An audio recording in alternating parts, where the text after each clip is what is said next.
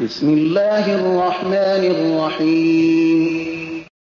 حميم. تنزيل الكتاب من الله العزيز الحكيم. ما خلقنا السماوات والأرض وما بينهما إلا بالحق وأجل مسمى، والذين كفروا عما أنذروا معرضون. قل أرأيتم ما تدعون من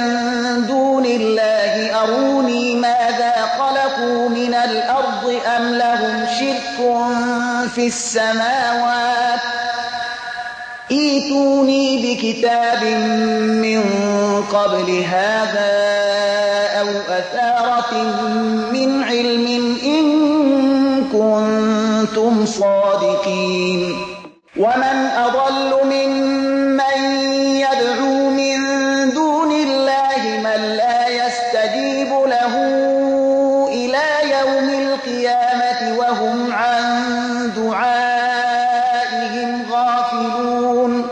وإذا حشر الناس كانوا لهم أعداء وكانوا بعبادتهم كافرين. وإذا تتلى عليهم آياتنا بينات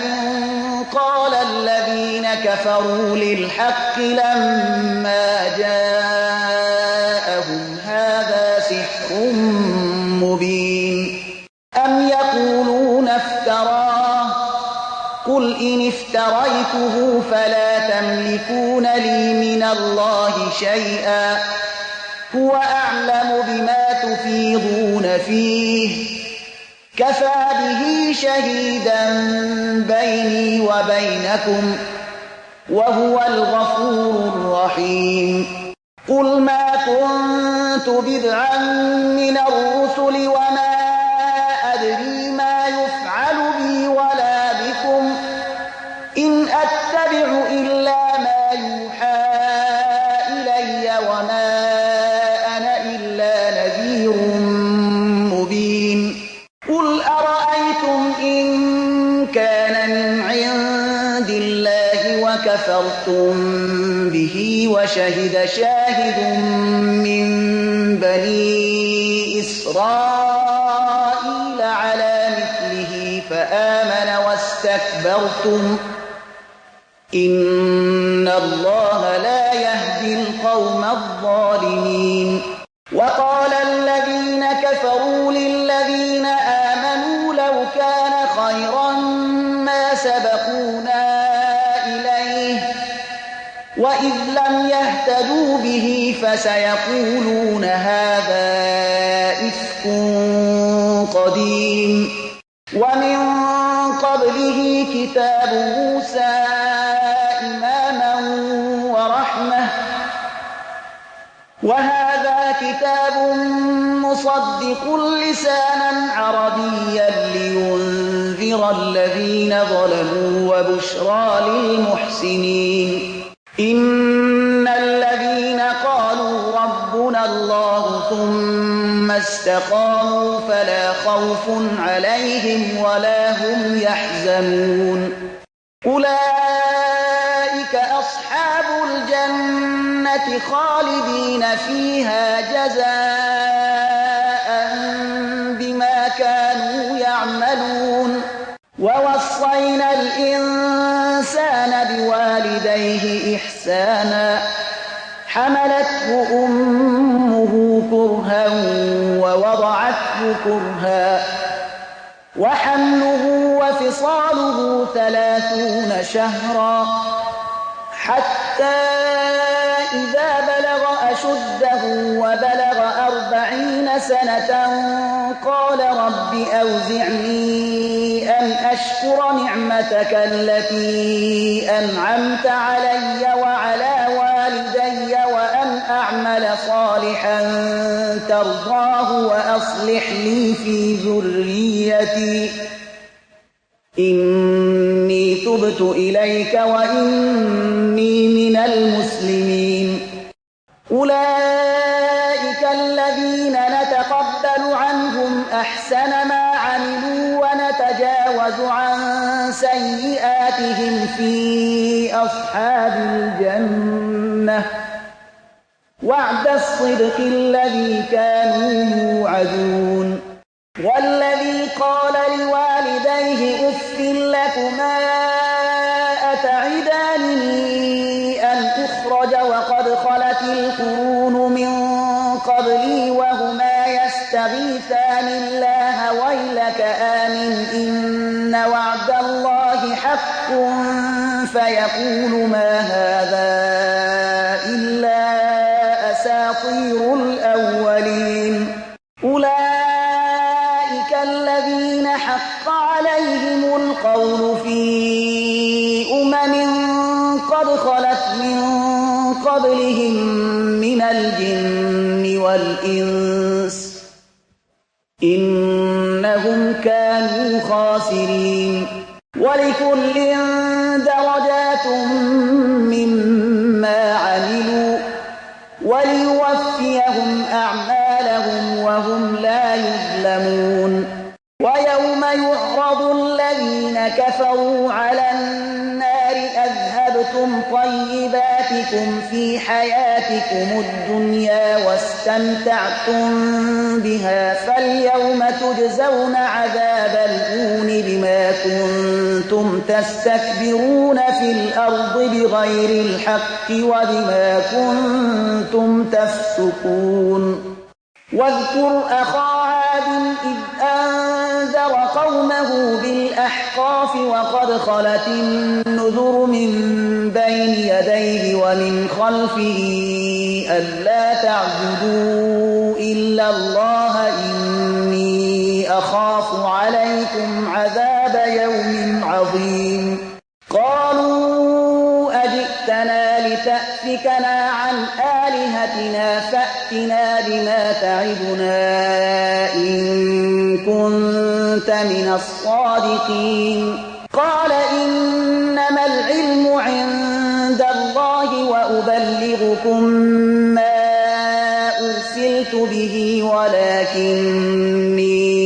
أراكم قوما تجهلون فلما رأوه عارضا مستقبل أوديتهم قالوا هذا عارض ممطرنا بل هو ما استعجلتم به ريح فيها عذاب أليم تدمر كل شيء بأمر ربها فأصبحوا لا يرى إلا مساكنهم كذلك نجزي القوم المجرمين ولقد مكناهم في ماء مكناكم فيه وجعلنا لهم سمعا وأبصارا وأفئدة فما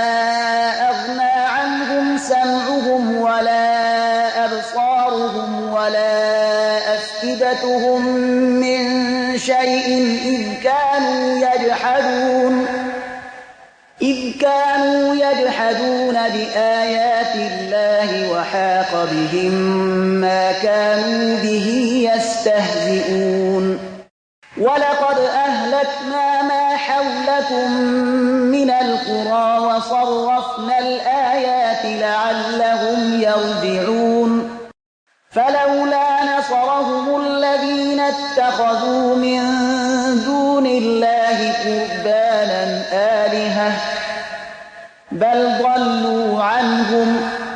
وذلك إفكهم وما كانوا يفترون وإذ صرفنا إليك نفرا من الجن يستمعون القرآن فلما حضروه قالوا أنصتوا فلما قضي ولوا إلى قومهم منذرين قالوا يا قومنا إنا سمعنا كتابا أنزل من بعد موسى مصدقا لما بين يديه يهدي إلى الحق وإلى طريق مستقيم يا قومنا أجيبوا داعي الله وآمنوا به يغفر لكم من ذنوبكم ويجركم من عذاب أليم ومن لا يجب داعي الله فليس بمعجز في الأرض وليس له من دونه أولياء أولئك في ضلال مبين أولم يروا أن الله الذي خلق السماوات والأرض ولم يعي بخلقهن بقادر على أن يحيي الموتى بلى إنه على كل شيء قدير ويوم يعرض الذين كفروا على النار أليس هذا بالحق قالوا بلى وربنا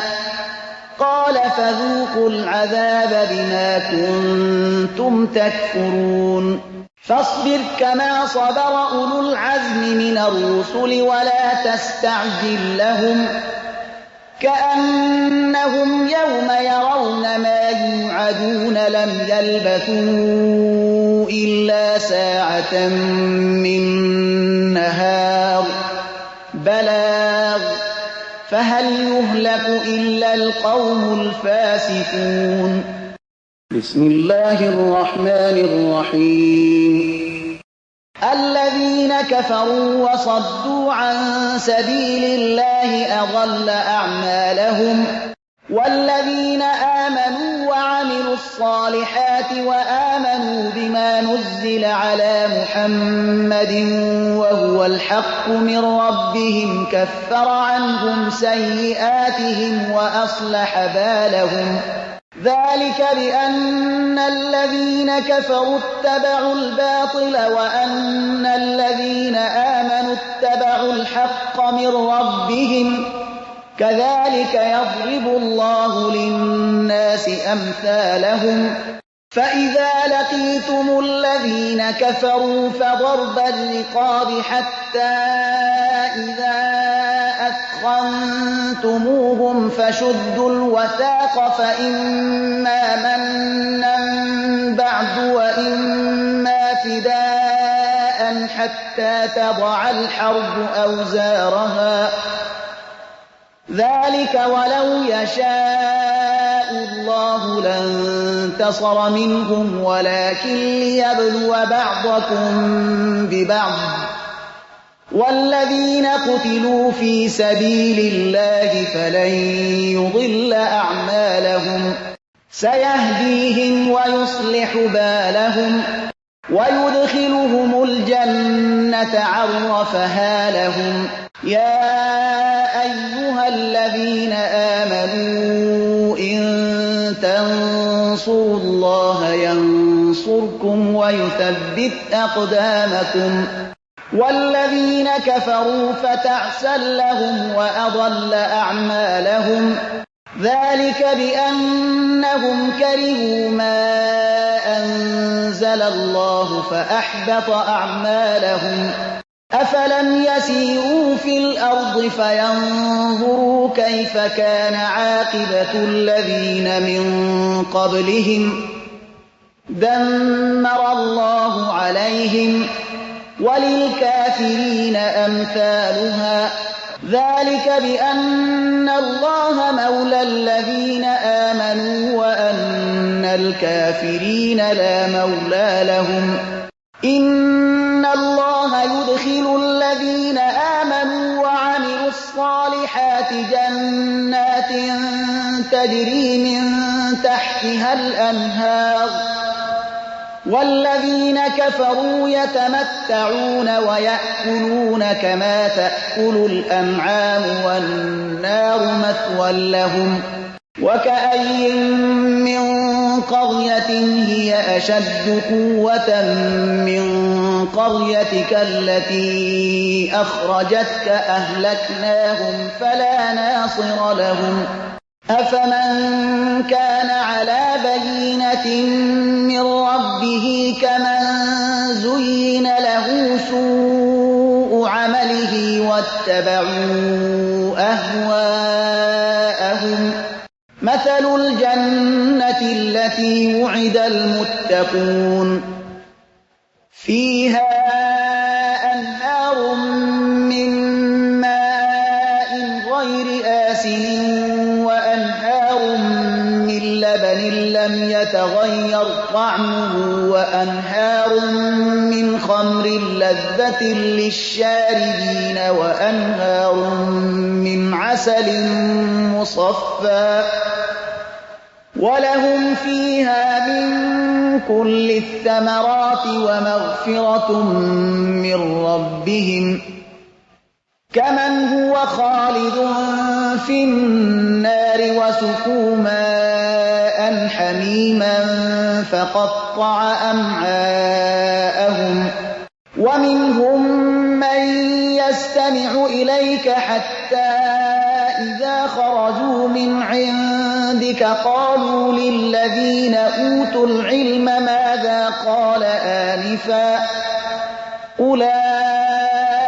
الذين طبع الله على قلوبهم واتبعوا أهواءهم والذين اهتدوا زادهم هدى وآتاهم تقواهم فهل ينظرون إلا الساعة أن تأتيهم بغتة فقد جاء أشراطها فأنى لهم إذا جاءتهم ذكراهم فاعلم أنه لا إله إلا الله واستغفر لذنبك وللمؤمنين والمؤمنات والله يعلم متقلبكم ومثواكم ويقول الذين آمنوا لولا نزلت سورة فإذا أنزلت سورة محكمة وذكر فيها القتال رأيت الذين في قلوبهم مرض ينظرون إليك نظر المغشي عليه من الموت فأولى لهم طاعة وقول معروف فإذا عزم الأمر فلو صدقوا الله لكان خيرا لهم فهل عسيتم إن توليتم أن تفسدوا في الأرض وتقطعوا أرحامكم أولئك الذين لعنهم الله فأصمهم وأعمى أبصارهم أفلا يتدبرون القرآن أم على قلوب أقفالها إن الذين ارتدوا على أدبارهم من بعد ما تبين لهم الهدى الشيطان سول لهم وأملى لهم ذلك بأنهم قالوا للذين كرهوا ما نزل الله سنطيعكم في بعض الأمر والله يعلم إسرارهم فكيف إذا توفتهم الملائكة يضربون وجوههم وأدبارهم ذلك بأنهم اتبعوا ما أسخط الله وكرهوا رضوانه فأحبط أعمالهم أم حسب الذين في قلوبهم مرض أن لن يخرج الله أضغانهم ولو نشاء لأريناكهم فلعرفتهم بسيماهم ولتعرفنهم في لحن القول والله يعلم أعمالكم وَلَنَبْلُوَنَّكُمْ حَتَّىٰ نَعْلَمَ الْمُجَاهِدِينَ مِنكُمْ وَالصَّابِرِينَ وَنَبْلُوَ أَخْبَارَكُمْ ۚ إِنَّ الَّذِينَ كَفَرُوا وَصَدُّوا عَن سَبِيلِ اللَّهِ وَشَاقُّوا الرَّسُولَ مِن بَعْدِ مَا تَبَيَّنَ لَهُمُ الْهُدَىٰ لَن يَضُرُّوا اللَّهَ شَيْئًا وَسَيُحْبِطُ أَعْمَالَهُمْ. يَا أَيُّهَا الَّذِينَ آمَنُوا أَطِيعُوا اللَّهَ وَأَطِيعُوا الرَّسُولَ وَلَا تُبْطِلُوا أَعْمَالَكُمْ. إِنَّ الَّذِينَ كَفَرُوا وَصَدُّوا عَن سَبِيلِ اللَّهِ ثُمَّ مَاتُوا وَهُمْ كُفَّارٌ فَلَن يَغْفِرَ اللَّهُ لَهُمْ. فَلَا تَهِنُوا وَتَدْعُوا إِلَى السَّلْمِ وَأَنتُمُ الْأَعْلَوْنَ وَاللَّهُ مَعَكُمْ وَلَن يَتِرَكُمْ أَعْمَالَكُمْ. إِنَّمَا الْحَيَاةُ الدُّنْيَا لَعِبٌ وَلَهْوٌ وَإِن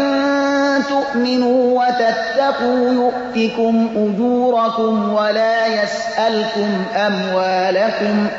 إِن يَسْأَلْكُمُوهَا فَيُحْفِكُمْ تَبْخَلُوا وَيُخْرِجْ أَضْغَانَكُمْ. هَا أَنتُمْ هَٰؤُلَاءِ تُدْعَوْنَ لِتُنفِقُوا فِي سَبِيلِ اللَّهِ فَمِنكُم مَّن يَبْخَلُ ۖ وَمَن يَبْخَلْ فَإِنَّمَا يَبْخَلُ عَن نَّفْسِهِ ۚ وَاللَّهُ الْغَنِيُّ وَأَنتُمُ الْفُقَرَاءُ ۚ وَإِن تَتَوَلَّوْا يَسْتَبْدِلْ قَوْمًا غَيْرَكُمْ ثُمَّ لَا يَكُونُوا أَمْثَالَكُم. بسم الله الرحمن الرحيم. إِنَّا فَتَحْنَا لَكَ فَتْحًا مُّبِينًا لِّيَغْفِرَ لَكَ اللَّهُ مَا تَقَدَّمَ مِن ذَنبِكَ وَمَا تَأَخَّرَ وَيُتِمَّ نِعْمَتَهُ عَلَيْكَ وَيَهْدِيَكَ صِرَاطًا مُّسْتَقِيمًا وَيَنصُرَكَ اللَّهُ نَصْرًا عَزِيزًا. هُوَ الَّذِي أَنزَلَ السَّكِينَةَ فِي قُلُوبِ الْمُؤْمِنِينَ لِيَزْدَادُوا إِيمَانًا مَّعَ إِيمَانِهِمْ ۗ وَلِلَّهِ جُنُودُ السَّمَاوَاتِ وَالْأَرْضِ ۚ وَكَانَ اللَّهُ عَلِيمًا حَكِيمًا. لِيُدْخِلَ الْمُؤْمِنِينَ وَالْمُؤْمِنَاتِ جَنَّاتٍ تَجْرِي مِن تَحْتِهَا الْأَنْهَارُ خَالِدِينَ فِيهَا وَيُكَفِّرَ عَنْهُمْ سَيِّئَاتِهِمْ ۚ وَكَانَ ذَلِكَ عِندَ اللَّهِ فَوْزًا عَظِيمًا. وَيُعَذِّبَ الْمُنَافِقِينَ وَالْمُنَافِقَاتِ وَالْمُشْرِكِينَ وَالْمُشْرِكَاتِ الظَّانِّينَ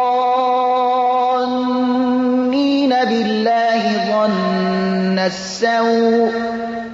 عَلَيْهِمْ دَائِرَةُ السَّوْءِ ۖ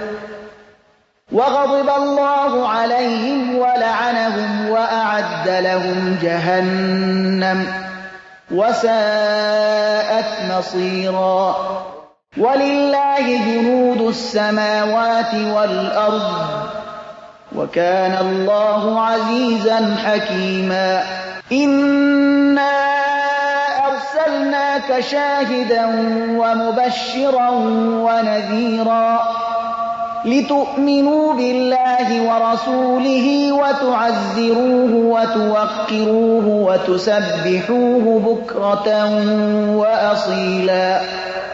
إِنَّ الَّذِينَ يُبَايِعُونَكَ إِنَّمَا يُبَايِعُونَ اللَّهَ يَدُ اللَّهِ فَوْقَ أَيْدِيهِمْ ۚ فَمَن نَّكَثَ فَإِنَّمَا يَنكُثُ عَلَىٰ نَفْسِهِ ۖ وَمَنْ أَوْفَىٰ بِمَا عَاهَدَ عَلَيْهِ اللَّهَ فَسَيُؤْتِيهِ أَجْرًا عَظِيمًا. سيقول لك المخلفون من الأعراب شغلتنا أموالنا وأهلنا فاستغفر لنا يقولون بألسنتهم ما ليس في قلوبهم قل فمن يملك لكم من الله شيئا إن أراد بكم ضرا أو أراد بكم نفعا بل كان الله بما تعملون خبيرا بل ظننتم أن لن ينقلب الرسول والمؤمنون إلى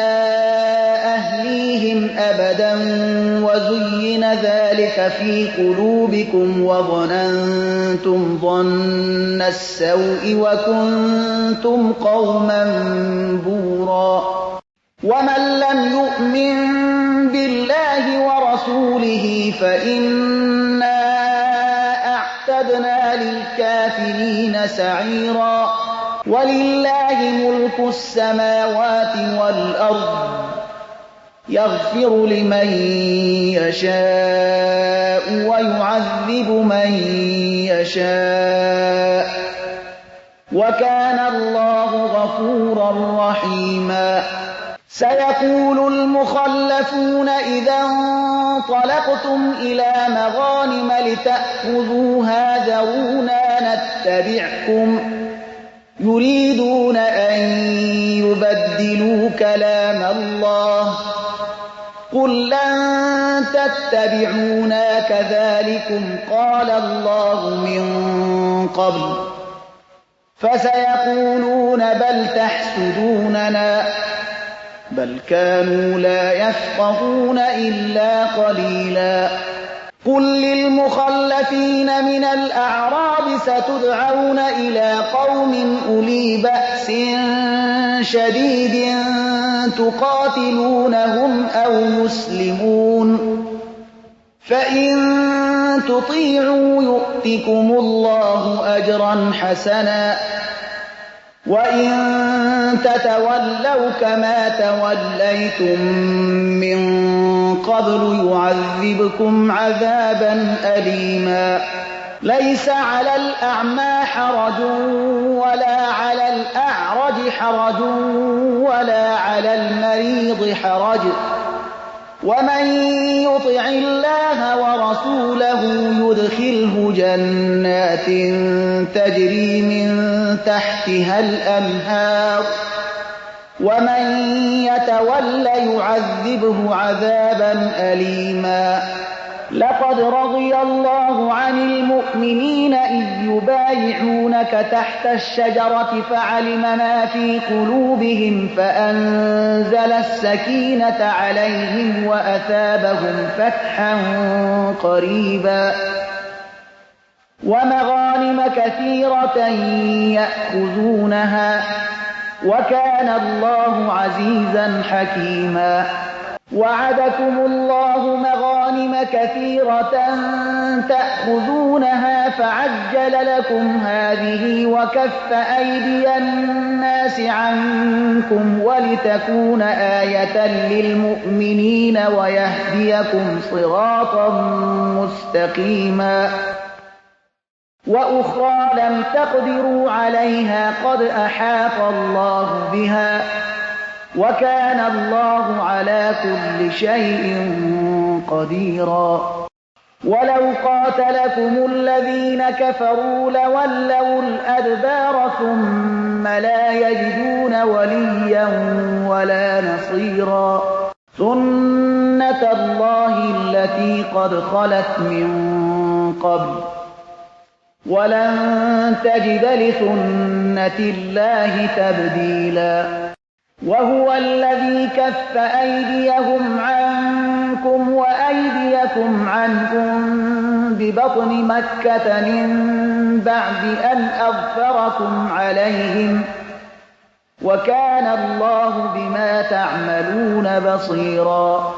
هم الذين كفروا وصدوكم عن المسجد الحرام والهدي معكوفا أن يبلغ محله ولولا رجال مؤمنون ونساء مؤمنات لم تعلموهم أن تطؤوهم فتصيبكم منهم معرة بغير علم ليدخل الله في رحمته من يشاء لو تزيلوا لعذبنا الذين كفروا منهم عذابا أليما إذ جعل الذين كفروا في قلوبهم الحمية حمية الجاهلية فأنزل الله سكينته على رسوله وعلى المؤمنين وألزمهم كلمة التقوى وكانوا أحق بها وأهلها وكان الله بكل شيء عليما لقد صدق الله رسوله الرؤيا بالحق لتدخلن المسجد الحرام إن شاء الله آمنين محلقين رؤوسكم ومقصرين لا تخافون فعلم ما لم تعلموا فجعل من دون ذلك فتحا قريبا هو الذي أرسل رسوله بالهدى ودين الحق ليظهره على الدين كله وكفى بالله شهيدا محمد رسول الله والذين معه أشداء على الكفار رحماء بينهم تراهم ركعا سجدا يبتغون فضلا من الله ورضوانا سيماهم في وجوههم من أثر السجود ذلك مثلهم في التوراة ومثلهم في الإنجيل كزرع أخرج شطأه فآزره فاستغلظ فاستوى على سوقه يعجب الزراع ليغيظ بهم الكفار وعد الله الذين آمنوا وعملوا الصالحات منهم مغفرة وأجرا عظيما بسم الله الرحمن الرحيم يا أيها الذين آمنوا لا تقدموا بين يدي الله ورسوله واتقوا الله إن الله سميع عليم يا أيها الذين آمنوا لا ترفعوا أصواتكم فوق صوت النبي ولا تجهروا له بالقول كجهر بعضكم لبعض أن تحبط أعمالكم وأنتم لا تشعرون إن الذين يغضون أصواتهم عند رسول الله أولئك الذين امتحن الله قلوبهم للتقوى لهم مغفرة وأجر عظيم إن الذين ينادونك من وراء الحجرات أكثرهم لا يعقلون ولو أنهم صبروا حتى تخرج إليهم لكان خيرا لهم والله غفور رحيم يا أيها الذين آمنوا إن جاءكم فاسق بنبأ فتبينوا أن تصيبوا قوما بجهالة فتصبحوا على ما فعلتم نادمين واعلموا أن فيكم رسول الله لو يطيعكم في كثير من من الأمر لعنتم ولكن الله حبب إليكم الإيمان وزينه في قلوبكم وكره إليكم الكفر والفسوق والعصيان أولئك هم الراشدون فضلا من الله ونعمة والله عليم حكيم وإن طائفتان من المؤمنين اقتتلوا فأصلحوا بينهما فإن بغت إحداهما على الأخرى فقاتلوا التي تبغي حتى تفيء إلى أمر الله فإن فاءت فأصلحوا بينهما بالعدل وأقسطوا إن الله يحب المقسطين إنما المؤمنون إخوة فأصلحوا بين أخويكم واتقوا الله لعلكم ترحمون يا أيها الذين آمنوا لا يسخر قوم من قوم عسى أن يكونوا خيرا منهم ولا نساء من نساء عسى أن يكن خيرا منهن ولا تلمزوا أنفسكم ولا تنابزوا بالألقاب بئس الاسم الفسوق بعد الإيمان ومن لم يتب فأولئك هم الظالمون يا أيها الذين آمنوا اجتنبوا كثيرا من الظن إن بعض الظن إثم ولا تجسسوا ولا يغتب بعضكم بعضا أيحب أحدكم أن يأكل لحم أخيه ميتا فكرهتموه واتقوا الله إن الله تواب رحيم يا أيها الناس إنا خلقناكم من ذكر وأنثى وجعلناكم شعوبا وقبائل لتعارفوا إن أكرمكم عند الله أتقاكم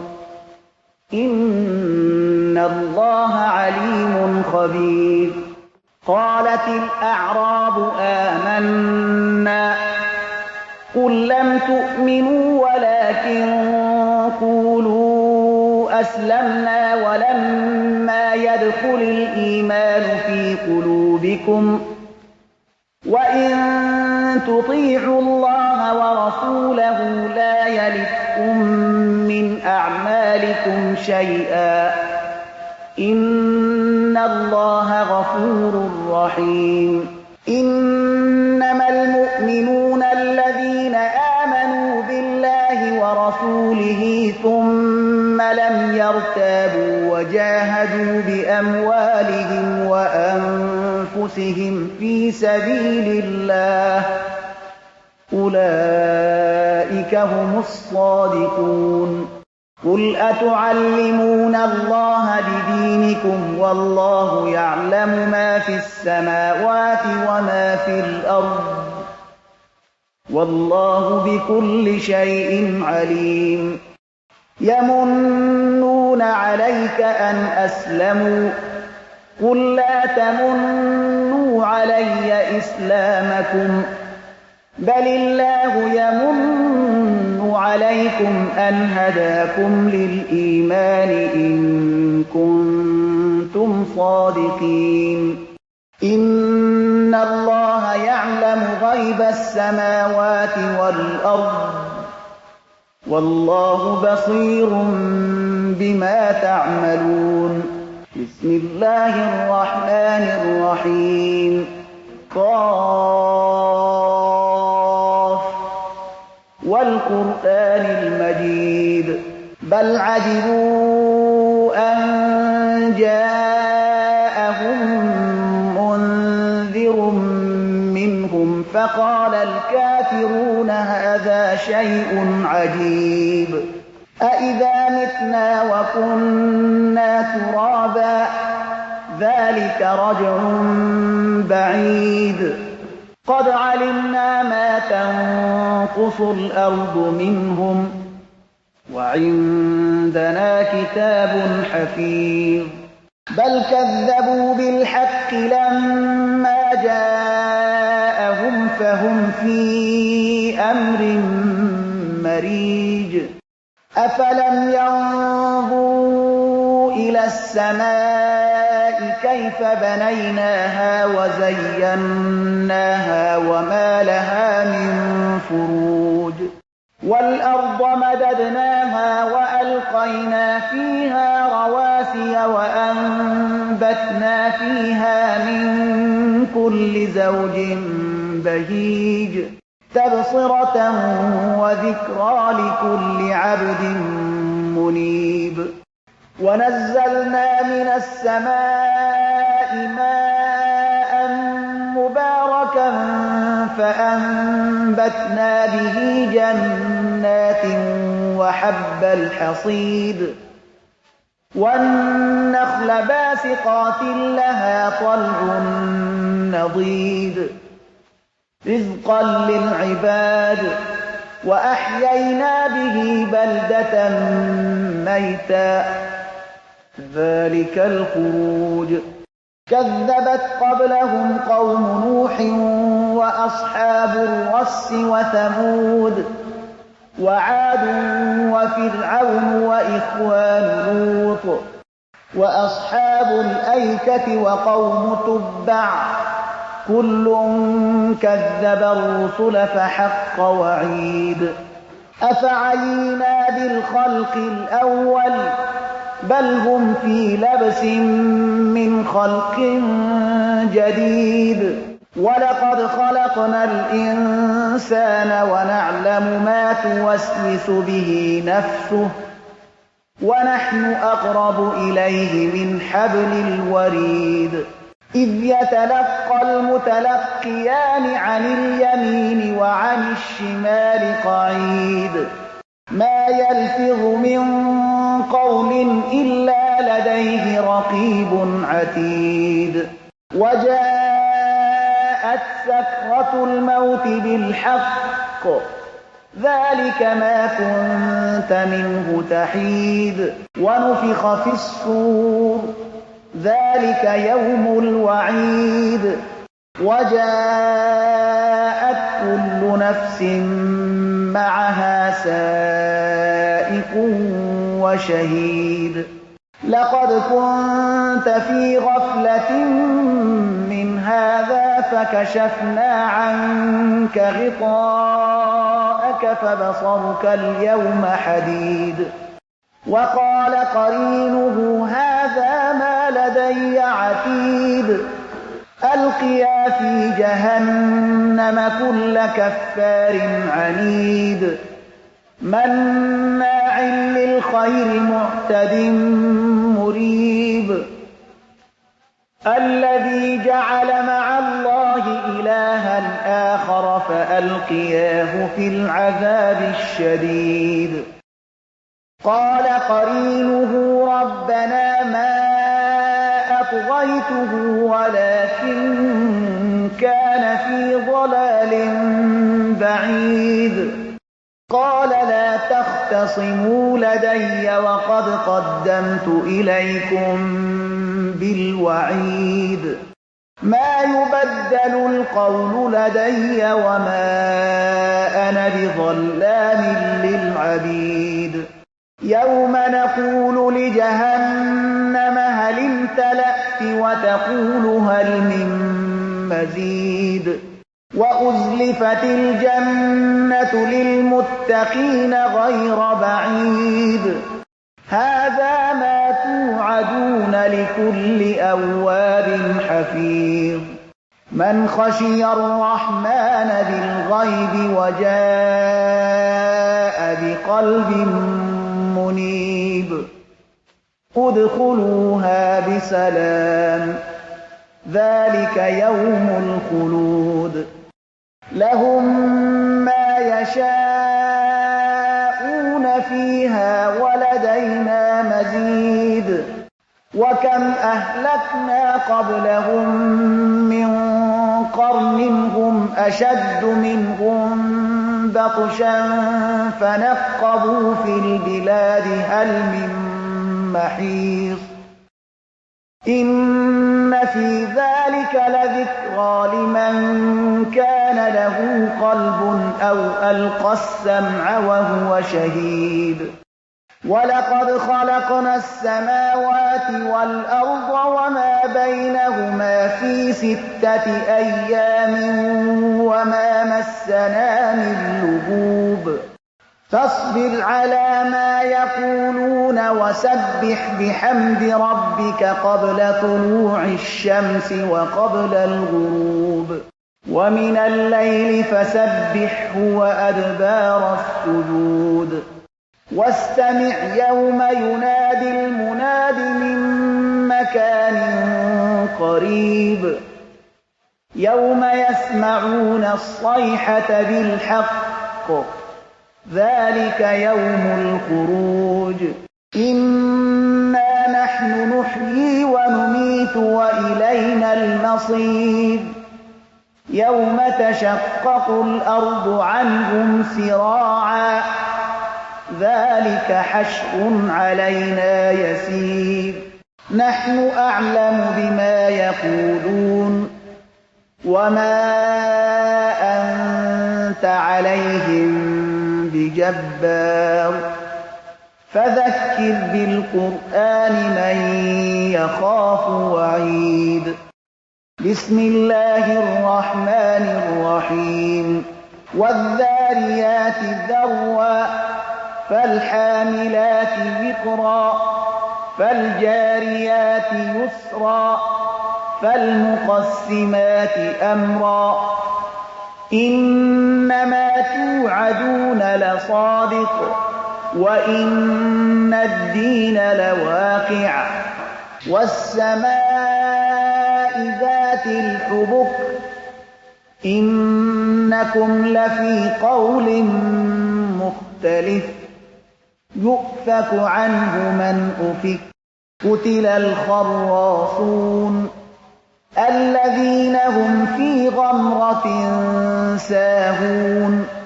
يسألون أيان يوم الدين يوم هم على النار يفتنون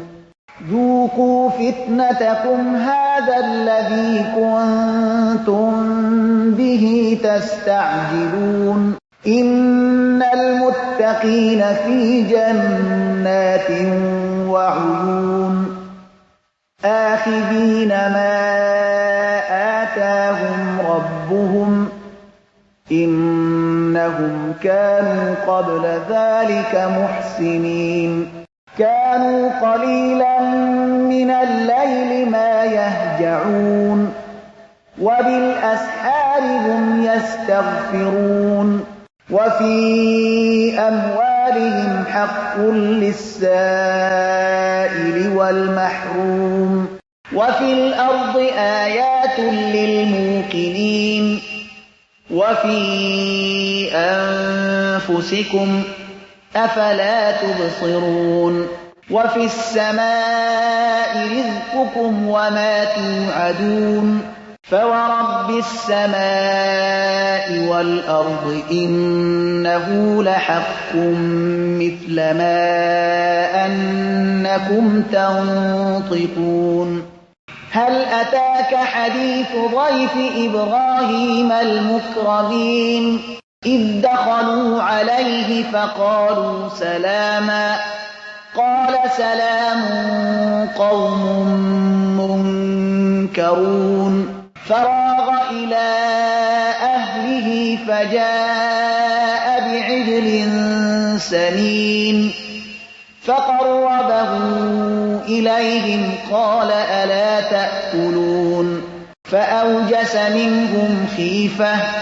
قالوا لا تخف وبشروه بغلام عليم فأقبلت امرأته في صرة فصكت وجهها وقالت عجوز عقيم قالوا كذلك قال ربك إنه هو الحكيم العليم